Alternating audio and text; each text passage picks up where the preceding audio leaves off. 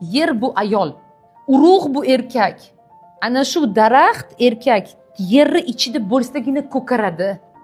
Agar u yerdan olib tashlasangiz agar birorta daraxt ko'karmaydi. Shuning uchun erkakka doim ayol kerak. Qanaqa bo'lishidan qat'iy nazar ayol kerak. Yana bitta moment bor. U yer qanaqa?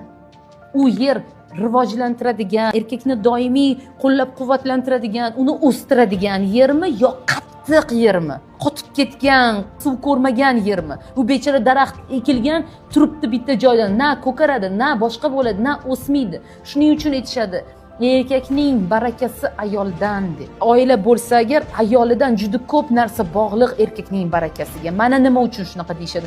Chunki erkakni ko'kartiradigan, erkakka energiya beradigan, kuch beradigan, uni o'sishiga undaydigan yonidagi o'sha ayoli yeri, o'sha yer muhit qanday? Nima uchun ba'zi erkaklar bitta ayolni yonida ko'karmaydi, ishi o'xshamaydi, hech narsa qila olmaydi-da, boshqa ayol hayotiga kirib kelganidan keyin birdaniga ishi yurishib ketadi. Birdan ko'karib ketadi, birdaniga boyib ketadi. Nima uchun? Savol. Chunki aynan o'sha ayol uni ilhomi bo'la oldi.